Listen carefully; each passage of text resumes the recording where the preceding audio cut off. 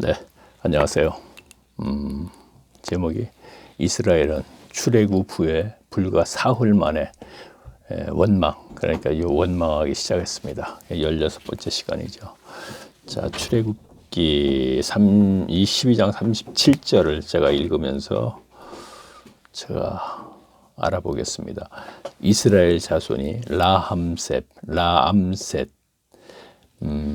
에서 발원하여 숫곳에 이르니 유아 외 보양하는 장작이 60만 가량이요. 라암셋은 태양 신전을 얘기하는 거예요. 그러니까 태양 신전을 건축하던 곳. 그 왜 10개라는 영화를 보게 되면 그 왜 그 뭔가 이렇게 그 기둥 같은 걸 쭉 올리는 게 있습니다. 그럼 그게 뭐냐면 오벨리스크라고 했고 태양 신전에게 바치는 그 뭔가 이렇게 그 뭐라고 하나 어쨌든 그러한 그 예물이라고 할까 그런 건데 라암셋을 그러니까 이스라엘 백성들이 이제 건축을 하는 것이죠. 그래서 거기에서 보행했다 그런 얘기니까 발원하여 그러니까 발원은 이제 여기서는 이제 출발하여 이렇게 보면 되겠네요. 출발하여 숫곳에 이르니 유아 외 어린아이들 외에 보양하는 장정이 그러니까 60만 그러니까 60만 정도면은 그 당시에 한 국가가 될 만큼 숫자가 된 것 같습니다. 그래서 이제 그때 출발을 했는데 그게 이스라엘 자손들이 야곱의 70인이 가나안 땅에서 애굽으로 내려갔죠. 그래서 430년 만에 그렇게 60만이 돼서 이제 출발을 하는군요. 자, 출애굽기 19장 2절 보면 또 이런 말씀이죠. 자, 그들이 르비딤을 떠나 시내 광야에 이르러 그 광야에 장막을 치되 시내 산 앞에 장막을 치니라. 자, 430년 만에 70명이 60만이 돼서 출발을 했습니다. 그런데 시내산에 가서 시내산에 제가 정확히 좀 봤으면 좋았는데 1개월 조금 넘어서 1개월 15일인가 아마 돼서 시내산에 도착을 합니다. 그 사이에 그 사이에 보면 뭐 아멜렉하고 이제 싸우고 뭐 쓴물이 나갖고 또 뭐 원망하고 뭐 그런 부분이 있죠. 우리 설교 시간에 좀 드린 기억나죠. 자, 어쨌든 1개월 15일 만인가 가서 거기 도착해서 거의 1년 가까이 그 시내산에서 있으면서 그걸 제가 보진 않았는데 모세가 시내산에 한 8번 정도 오르락 내리게 하면서 그 율법을 받지요. 자, 그러면은 2절 조금 전에 읽고 그렇죠. 자, 또 읽습니다. 세계가 다 내게 속하였으니 너희가 내 말을 잘 듣고 내 언약을 지키면 너희는 열국 중에서 내 소유를 되겠고 너희가 내게 대하여 제사장 나라가 되며 거룩한 백성이 되리라.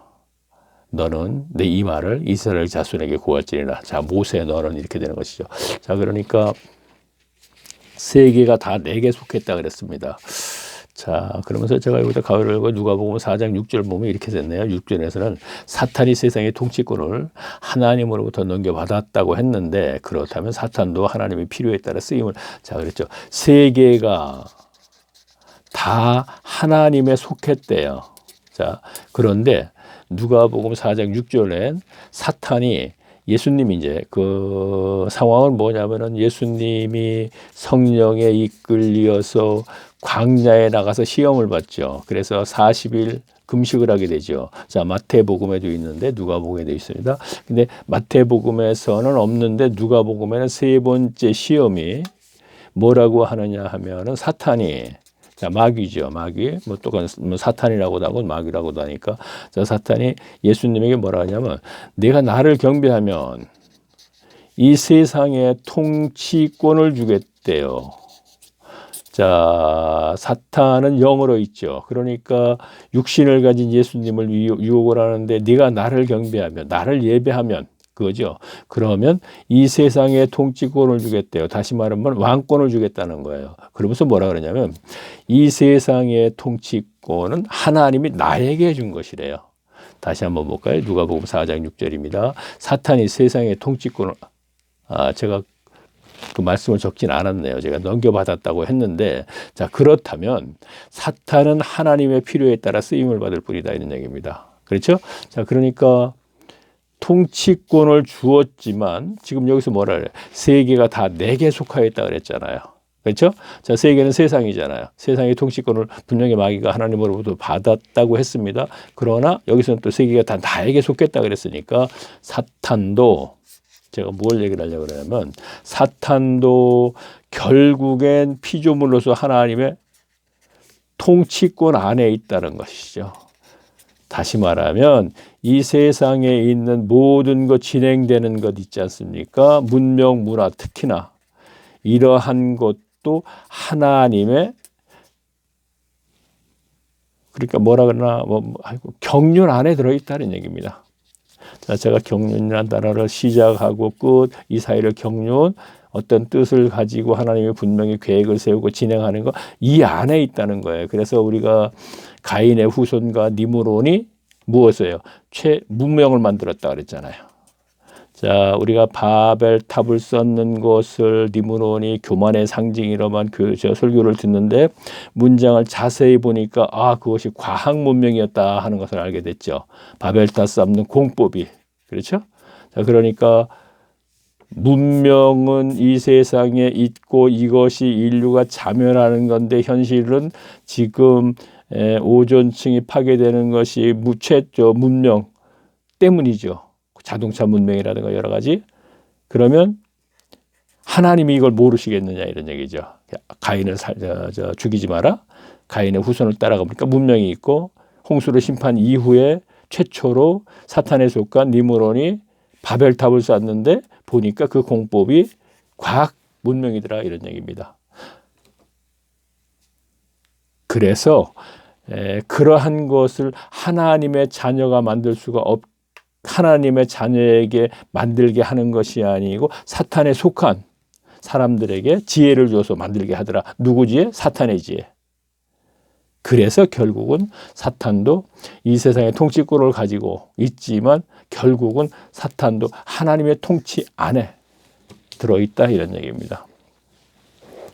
자, 다시 볼까요? 6절. 너희가 내게 속하여 그렇게 제사장 나라가 된다 이런 얘기. 거룩한 백성은 세상 나라와 구별됐다. 뭐 이렇게 되면 되겠네요.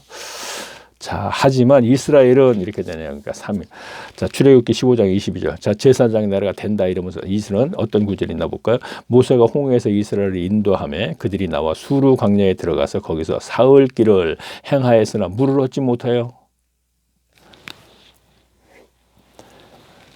출애굽 4월 만에, 그러니까 이제 제목이 4월 만에 이거네요. 사흘 길을 행하지 못해서 마라에 이르렀더라. 그곳에 물이 써서 마시지 못하였으므로 백성이 모세에 대하여 원망하여 가라다. 우리가 무엇을 마실까?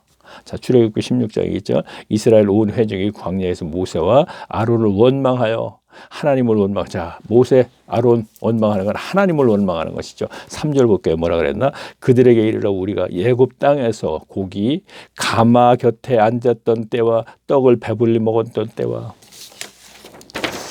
애굽 땅에서 있었으면 좋았을 거라 하면서 뭐라 그런가 볼까? 애굽에서 여호와의 손에 죽었다면. 자, 애굽에서 여호와의 손에 죽었다면 무슨 얘기를 하는 거야? 장자들이 제일 마지막에 죽었죠. 10번 재앙에서 제일 마지막 재앙. 그렇죠? 이제 그 얘기하는 거예요. 그때 함께 죽었다면, 장자들이 죽었다면, 아니면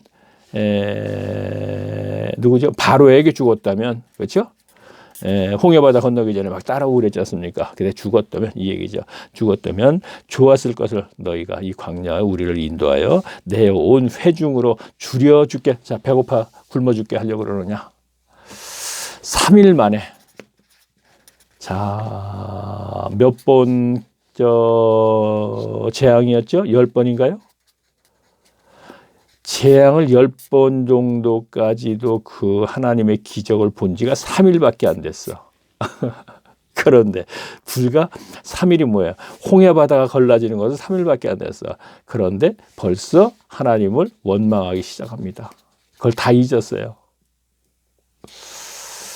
지금 성경이 무엇을 얘기를 할까요? 자, 그러면 보통 보게 되면요. 이스라엘 백성이, 자, 우리가 설교 시간에 들었으면 완악하여서 마치 그러다 보면 설교가 가만히 있다 보면 이스라엘 백성들이 원래 근본적으로 악하구나.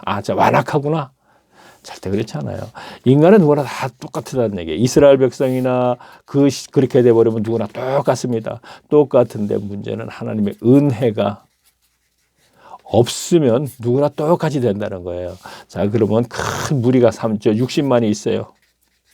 그러나 이 중에 하나님의 은혜가 임하는 사람들이 많이 어떻게 되겠어요? 하나님께 신뢰하는 거죠. 자, 불과 엊그제만 해도 10번의 재앙을 이제 경험을 했고 그 다음에 홍해바다가 갈라지는 걸 우리가 봤는데 3일 만에 어떻게 원망을 하겠습니까? 그렇죠? 자, 그러니까 이것은 지금 이 구절을 제가 왜 뽑았냐면은 오늘날에도 마찬가지다 이런 얘기입니다. 자, 오늘날에 다음 시간에 이제 이스라엘은 출애굽 불과 4월 만에 원망했다. 이것 이후에 자, 이 17번째는 웅장하고 화려한 유럽의 예배당은 황금 송아지였다 하는 제목으로 해서 쭉 알아볼 거거든요. 이렇게 알아볼 때 뭐가 나오냐면 이게 그 구절에서 출애굽기 32장 8절 말씀에 이런 말씀이 나와요. 황금 송아지 만드는 거 있죠. 자, 아론이 백성들에게 가지고 있는 금을 다 달라 그랬고 금송아지 만들지 않습니까? 그리고 뭐라 그래요? 이것이 하나님 우리를 인도하는 하나님이라고 그러잖아요.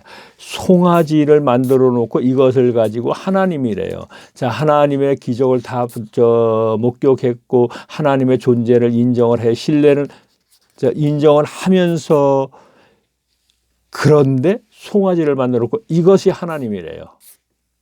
우상이죠, 쉽게 얘기해서. 자, 그런데 뭐라고 얘기하자면 그 구절을 보게 되면 너희가 어떻게 이렇게 속히 떠나 그런 얘기를 해요. 속히 떠나. 그런데요, 다시 또 이걸 갈라디아서에 가게 되면 다음 시간에 볼 건 미리 조금 알아보는데 바울이 갈라디아서 서두에 갈라디아 교인들에게 너희가 어떻게 해서 그렇게 속히 떠났느냐는 이런 단어가 들어가요. 그러니까 제가 또 이걸 뭘 얘기를 하자면 어떤 교인이 은혜를 받았습니다. 굉장히 기뻤어요. 그런데 이가 교회에서 예배당에서 어떤 의식에 의한 행위를 계속하다 보면은 종교 행위주의자로 전락하는 것이 얼마 걸리지 않아요. 속히. 그래서 그 기쁨이 금방 사라져요. 그래서 금송아지 만드는 것도 속히라는 단어가 있는가 하면 갈라디아서도 속히가 있고 오늘날 교인들에게서도 불과 몇 개월 걸리지 않아서 금방 교회를 전락해서 그 기쁨은 싹 사라지고 이스라엘들과 같이 의식에 의한 행위만 하다가 율법주의자라 그러죠. 예수님 시대에 독세의 자식이 돼버린다 이런 얘기입니다. 그래서 제가 이거 사흘 만에라는 단어가 있는 제가 구절을 하나 뽑아서 이제 알아봤고 다음에는 조금 구체적으로 자 금송아지를 만들게 된 것에 대해서 이제 제가 알아보겠습니다. 자, 다음 시간에 이제 17강에서 다음 시간에 또 뵙겠습니다. 안녕히 계십시오.